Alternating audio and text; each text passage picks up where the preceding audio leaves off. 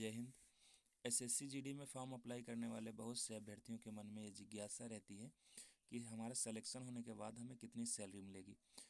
तो हम आपको एक अनुमानित सैलरी जो आपकी रहने वाली है वो बताएंगे। ये जो पे स्लिप हम आपको दिखा रहे हैं ये लगभग 8-9 साल सर्विस होने के बाद की है, इसलिए इसका जो बेसिक पे है वो 30,200 है। लेकिन जब आपकी ज्वाइनिंग होगी तो 21,700 पे होगी।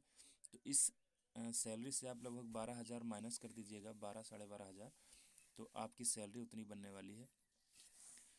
तो इस सैलरी के पे स्लिप के हिसाब से हम आपको अनुमानित आइडिया दे रहे हैं कि आपकी सैलरी लगभग कितनी बनने वाली है। उसके बाद हम आपको बताएंगे कि आपके साथ ही सिलेक्शन लेने वाला दूसरा आपका दोस्त आपसे कम से कम 20,000 ज़्यादा या 20,000 कम भी ले पा सकता है सैलरी। वो कैसे पाएगा वो हम दूसरी पे स्लिप में अभी दिखा देंगे। इस वीडियो में हम आपको इस पे स्लिप के हिसाब से बता रहे हैं जो आपको मिलता है। बेसिक पे इसमें जो 30,200 है, आप यहाँ पर 21,700 से लगाइएगा। डीए 53% है। उसके बाद टीपीटी आपको मिलती है, डीए ऑन टीपीटी मिलता है।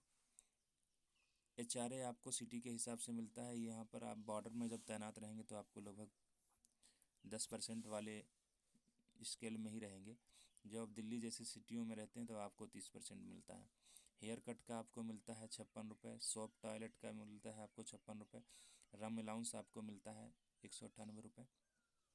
रिस्क अलाउंस ये जब आप बॉर्डर पर रहेंगे, कहीं भी किसी भी बॉर्डर पर रहें, वहाँ पर आपको ये खासकर नेपाल भूटान बॉर्डर पर ये नॉर्मल एरिया में 7500 रुपये आपको मिलेगा ही मिलेगा।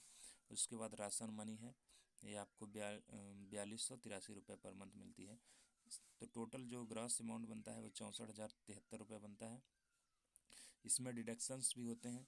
एनपीएस का हो जाता है आपका 4621 और ये जीआईएस का 30 रुपये कटता है। उसके बाद इधर आप अगर खाना खाएंगे तो उस खाने का कटता है पर डाइट के हिसाब से। और एसबीएफ आप जितना खाएंगे वो कटेगा, और एसबीएफ में 800 रुपये ये कटता है, और सीडब्ल्यूएफ का 50 रुपये। तो टोटल लगभग 6,526 रुपये कटता है। अगर आपका इनकम टैक्स कटेगा तो यहाँ पर इनकम टैक्स भी आपका कटेगा, तो वो यहाँ पर दिखा देगा। इस पे स्लिप में इनकम टैक्स नहीं कटा है इसलिए इसमें नहीं दिखाया। तो जो इसमें ऑन बैंक सैलरी बन रही है वो 57,547 रुपये बन रही है। ये 57,547 रुपये बन रही है। और अगर कोई नया अभ्यर्थी है जिस ज्वाइन किया है तो उसको भी 40+ ही मान के चलो, 42,000 के करीब सैलरी उसकी भी बन जाएगी। और दूसरी पे स्लिप में आइए देखते हैं। ये दूसरी पे स्लिप में इसमें सब कुछ सेम ही है, लेकिन इसमें आप जो रिस्क अलाउंस देख सकते हैं पिछले वाली पे स्लिप में था 7500, इसमें 21,625 है। क्योंकि ये जो हार्ड एरिया में एक्सट्रीम हार्ड एरिया होती हैं, जम्मू कश्मीर, अरुणाचल प्रदेश या उत्तराखंड के कुछ इलाके होते हैं, उनमें आपको मिलता है। तो इस वजह से आपकी सैलरी यहाँ पर ग्रास अमाउंट हो जाता है 77,238 77,238। और जो बैंक सैलरी है वो यहाँ पर आपकी 71,000 से ऊपर हो रही है। और इसमें से जो नई ज्वाइनिंग करेंगे जो उनकी लगभग आप मान के चलिए, इस एरिया में अगर उनकी तैनाती होती है तो उनको 55 के आसपास, 60 के आसपास उनको मिलेगा कम से कम।